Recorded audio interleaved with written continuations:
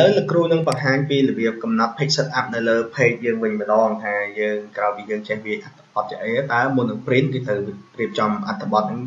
ទំហំ page របស់វារឹមបាទគេហៅរឹមទំព័រហ្នឹងយ៉ាងដូចម្ដេចដែរបាទអូខេអញ្ចឹងយើងបើកឯកសារដែលយើងធ្វើការណាបាទបន្ទាប់មកយើងចង់កំណត់វាអស់លោកយកនេះ page setup បាទឃើញទេបាទអញ្ចឹង page setup នេះអស់លោកអាចយកឃើញទេគេហៅ hot tie out ហើយនឹង landscape បាទ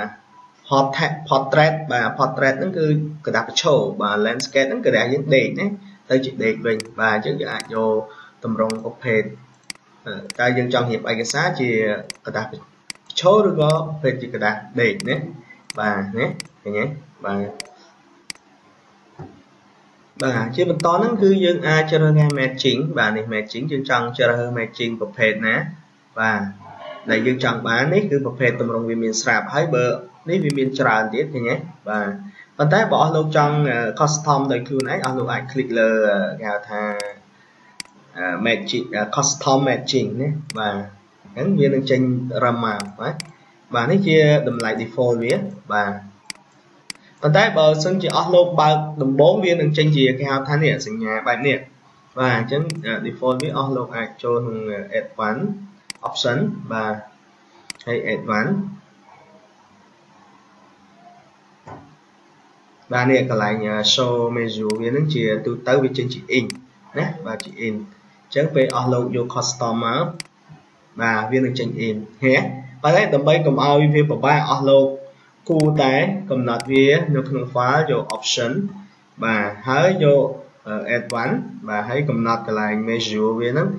បាទសូមជ្រើសរើសជា cm អាហ្នឹងវាងាយនឹងកណនាជាមួយបន្ទាត់យើងដែរណាបាទអញ្ចឹងពេលយើងកំណត់ទៅវានឹងចេញដូចបាទមួយទៀតដែរគឺ size វាណាបាទអញ្ចឹង size ហ្នឹងអស់លោកចង់យកជាប្រភេទ letter ឬក៏ប្រភេទlegend បាទឬក៏ A4 ណាបាទឬក៏អស់លោកអាចកំណត់ថា more page size បាទអញ្ចឹងអាចកំណត់ប្រភេទវាបានច្រើននៅក្នុងនេះទៀតនេះវាមានតម្រងប្រភេទច្រើនទៅតាមការងារដែលយើងចាក់ស្ដែងយើងចង់បានណាបាទ width wide វាអស់លោកអាចរើសទៅថាកម្ពស់វាប្រមាណណាកម្ពស់กระดาษហើយ height វាប្រមាណអីអស់លោកអាចកំណត់តាមហ្នឹងណាបាទអានេះគឺអស់លោកបានឃើញហើយតាំងពី matching វាបាទអញ្ចឹងឬមួយក៏អស់លោកអាចចុចមួយទៀតនេះគេហៅថា set up page set up ណាបាទនៅត្រង់នេះចំណុចមួយកែមខាងស្ដាំខាងក្រោមណានៃ page set up អស់លោកអាចចុចលើវាមកបាទវានឹងកំណត់បាទអញ្ចឹងគ្រូសូមបញ្យល់ទៅ top នេះគឺកែមលើនេះណា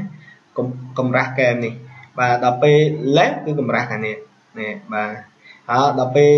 bottom គឺខាងក្រោមណានៅខាងក្រោមបាទហើយដល់ពេល right កម្រាស់ខាងនេះណាអូខេបាទចុះអស់លោកអាចដាក់វាមួយណាឬក៏ខាងនេះ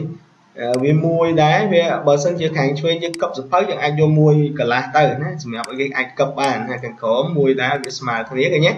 បាទអញ្ចឹងយើងនឹងឃើញกระดาษយើងហើយយើងអាចជ្រើសប្រភេទយើងគឺ A4 ណាกระดาษយើងប្រភេទ A4 ណាបាទចុចអូខេបាទឃើញកម្រាស់នេះគឺមួ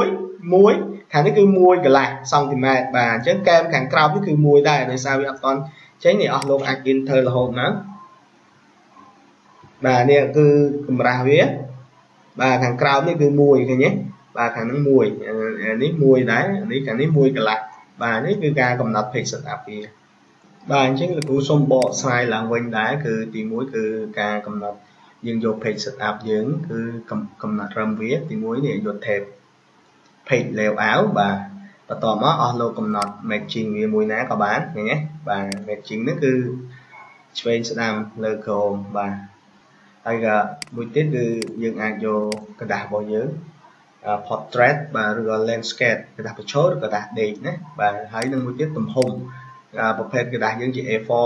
បាទឬក៏ A5 ណាយើងអាចជ្រើសរើស more នេះបានថែមទៀតណាបាទប្រភេទกระดาษ